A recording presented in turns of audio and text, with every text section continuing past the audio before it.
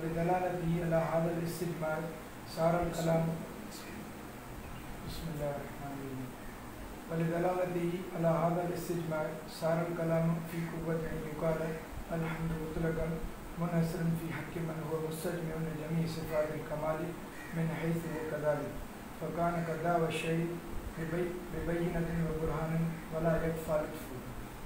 بسم اللہ الرحمن الرحیم.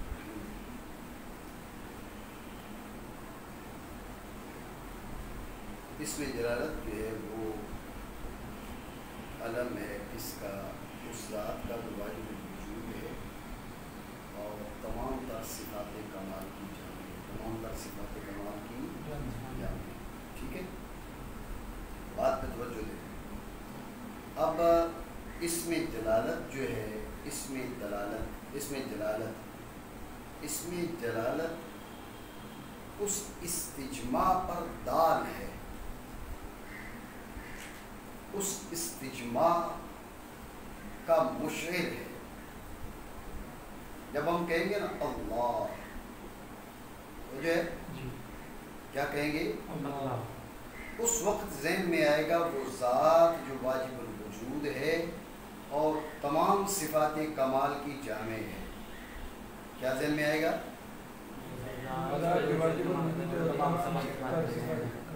تمام صفات کمال کی، تمام صفات کمال کی بولیں گے تو مجھے پتہ چلے گا، آپ سمجھ جائے گا. ٹھیک.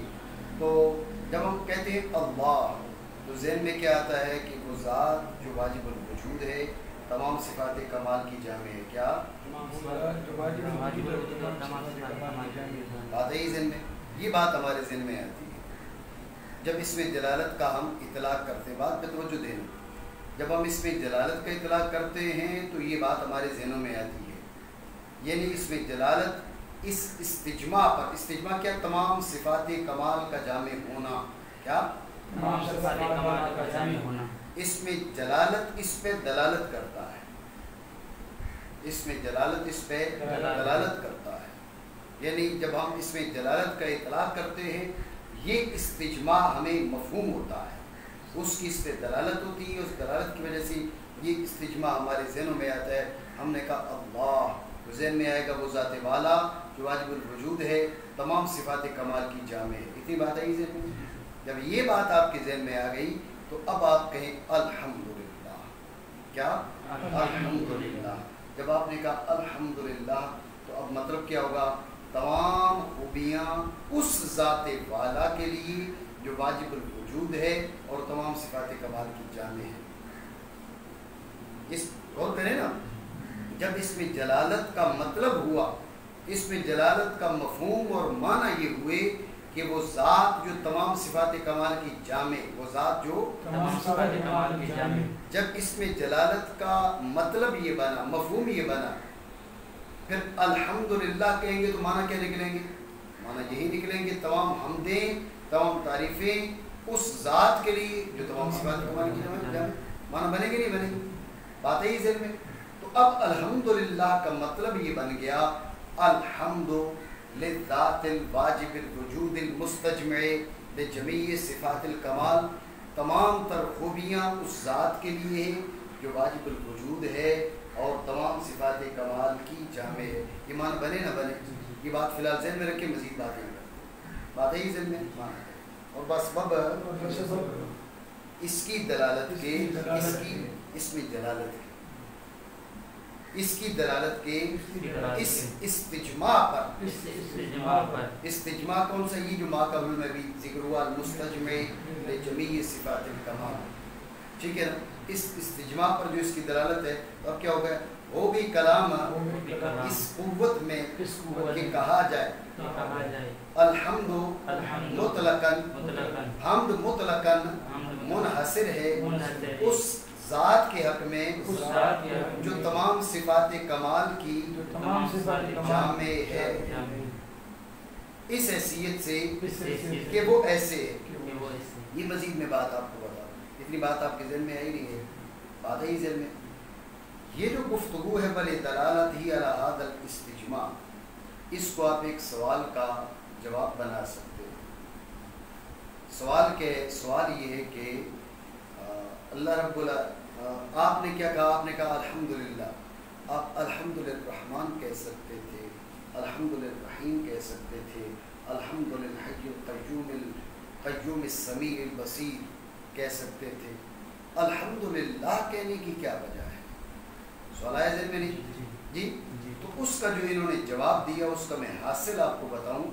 حاصل گفتگو یہ ہے, الحمدلرحمن کہتے, ایک ضابطہ ذہن میں رکھے تو جو ہے نہیں حامد, کہ جب آپ نے کہا الحمدلرحمن, ضابطہ یہ ہے مشتق پر جب حکم لگایا جاتا ہے تو مبدأ اشتقاق حکم کی علت بنتا ہے. کیا مشتق پر جب حکم لگایا جاتا ہے مبدأ اشتقاق حکم کی علت بنتا ہے. آپ نے کہا اکرم عالمن, معنی کیا ہوں گے؟ اکرم عالمن لعلمہ, عالم کی عزت کر اس کے علم کی وجہ سے. اکرم اباک, اپنے باپ کی عزت کر, لکون ہی اباک یا لابوت ہی, اس کے باپ ہونے کی وجہ سے. بات ہے ذہن میں؟ تو چلو اب تو مشتق شمار نہیں ہوگا, بل اکرم عالمن کی بات, یہ مثال زیادہ مناسب ہے. اکرم عالمن, عالم کی عزت کر, یعنی علم ہی, اس کے علم کی وجہ سے. میری بات آپ سمجھے؟ تو جب آپ نے کہا الحمدلرحمن, تمام خوبیاں رحمان کے لیے, تو اب اس کا مطلب ہوگا لرحمتہ. وجہ آپ نے کہا الحمدلرحیم, تو اب مبدأ اشتقاق حکم کی علت معنی کیا ہوں گے؟ الحمدلرحمتہ, الحمدلرحیم لرحمتہ, تمام خوبیاں رحیم کے لیے. کیوں؟ اس لیے کہ وہ اس کی رحمت کی وجہ سے. الحمدللسمیع لسمعہ, الحمدللبصیر لبصرہ.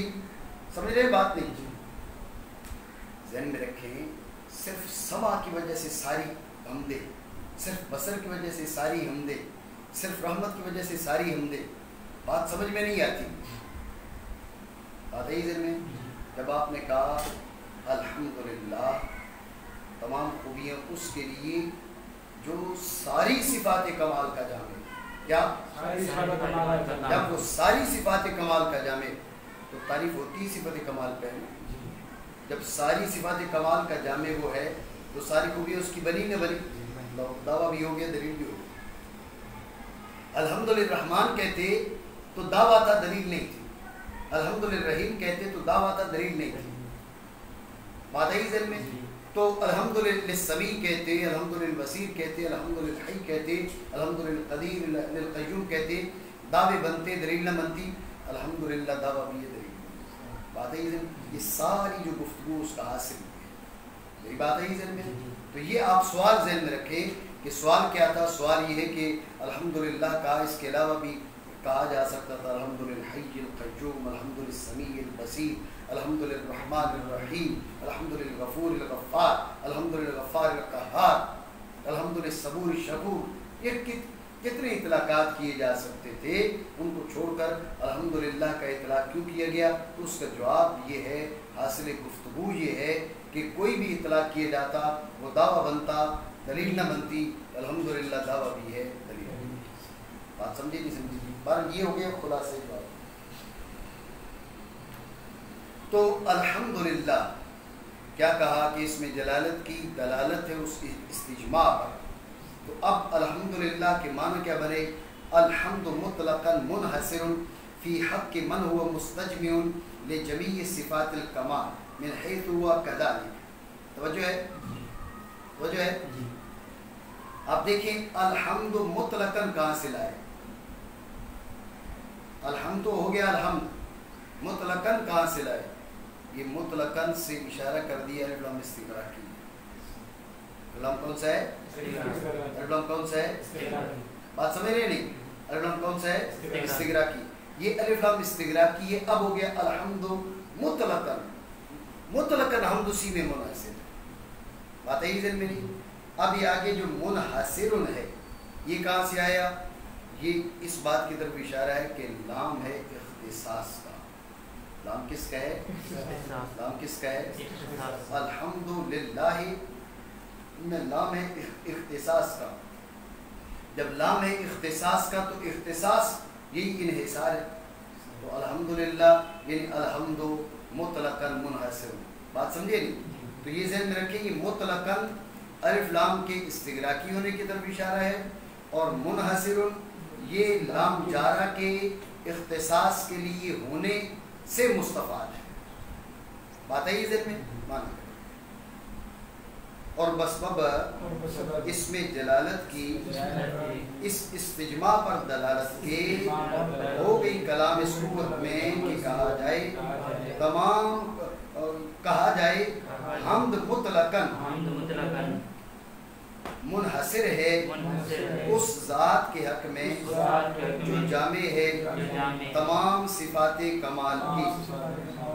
بات ہے ذہن میں جو جامع ہے تمام صفات کمال کی. ٹھیک ہو گیا.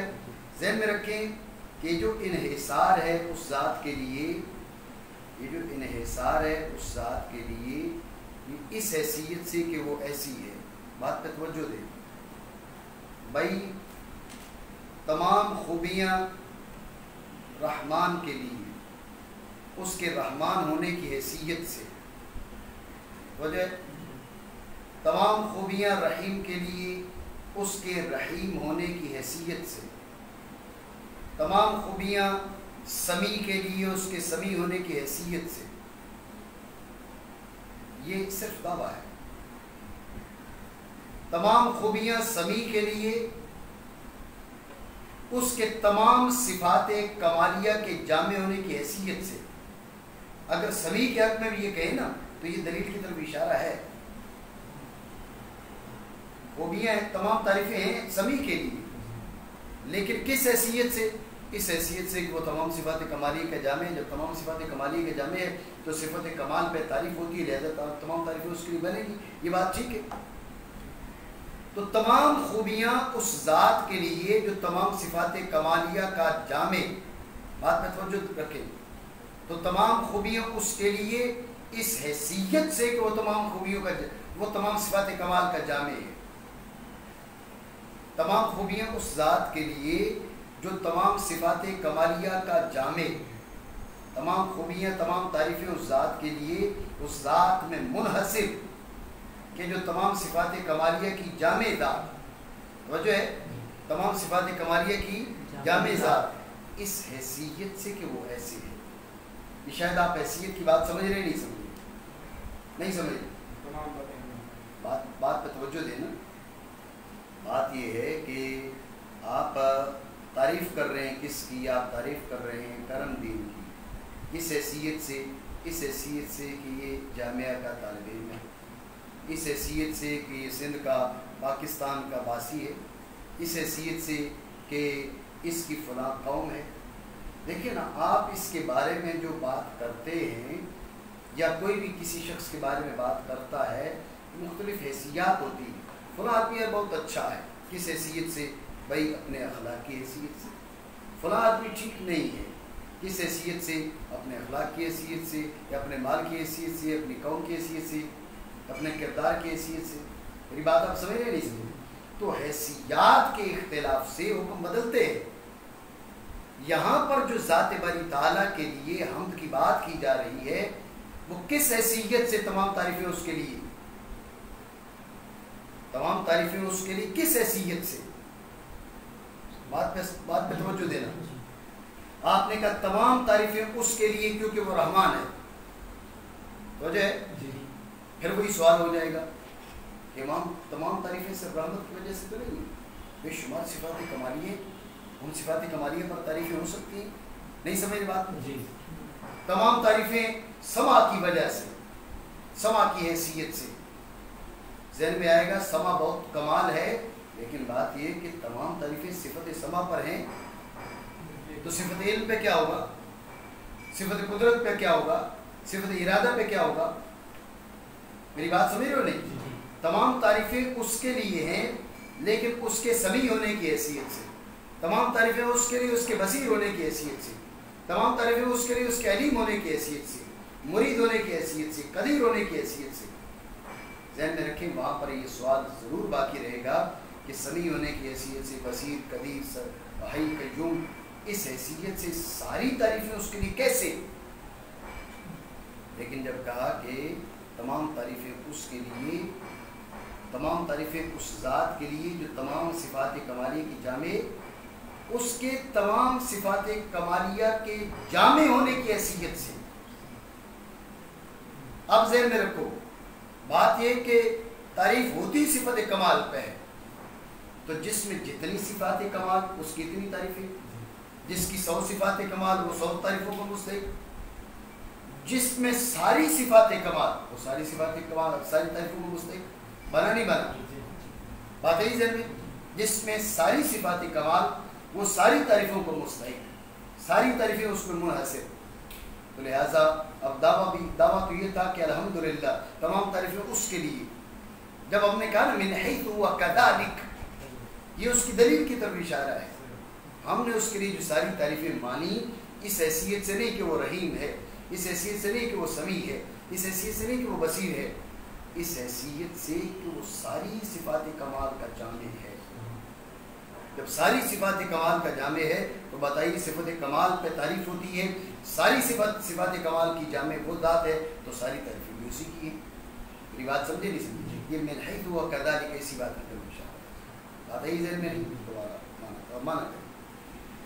اور مسبب اس میں دلالت کی دلالت کے استجماع پر وہ بھی کلام اس قوت میں کہ کہا جائے تمام تر خوبیاں یا یوں کہ حمد مطلقاً منحصر ہے اس ذات کے حق میں جو جامع ہے تمام صفات کمال کی. اس میں جو منحصر ہے کس حیثیت سے؟ حیثیت رحمانیت، حیثیت رحیمی، حیثیت سمع بصر کا نہیں. من حیث ہوا کذالک اس حیثیت سے کہ وہ تمام صفات کمال کی جامع ہے، اس حیثیت سے کہ وہ ایسا ہے. بات سمجھے نہیں سمجھے؟ بات ہے. سوال کیا تھا؟ سوال یہ تھا کہ آپ نے الحمدللہ کہا، الحمدلرحمن کہا جا سکتا تھا، الحمدلرحیم کہا جا سکتا تھا. الحمدللہ کہنے کی کیا وجہ ہے جی؟ تو اس کا جواب دیا، اصل گفتگو یہ ہو گیا الحمدلرحمن دعویٰ بنتا، الحمدلرحیم دعویٰ بنتا، لیکن یہ دعویٰ بھی ہے دلیل بھی ہے. یہ کیا ہے؟ بات سمجھے؟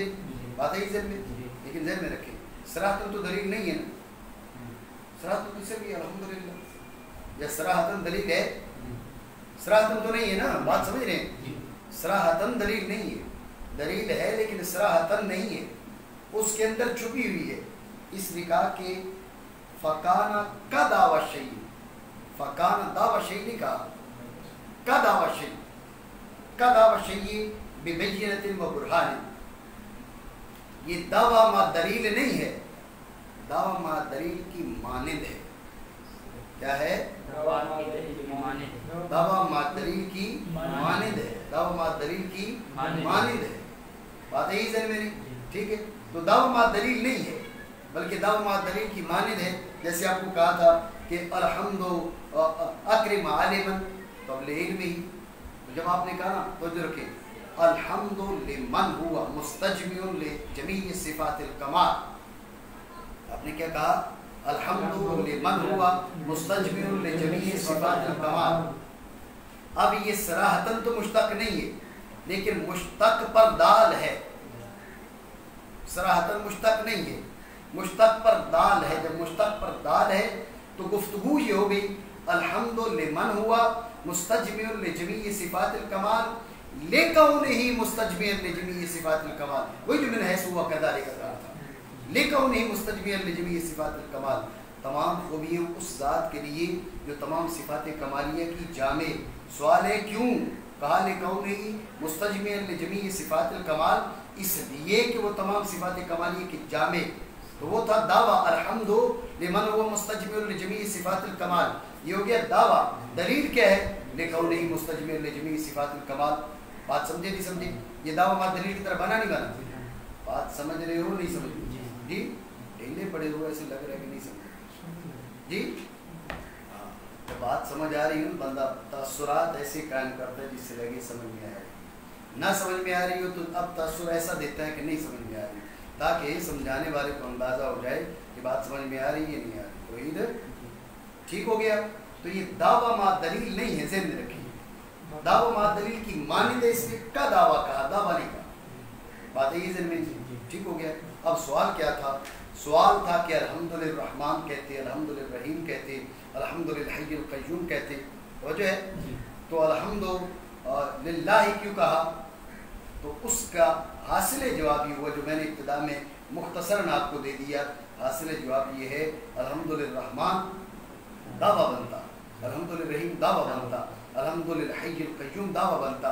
یہ دعویٰ ما دلیل کی مانند ہے، اور دعویٰ ما دلیل کے کا لا یخفی لطفہ، اس کا لطف کسی سے مخفی نہیں ہے.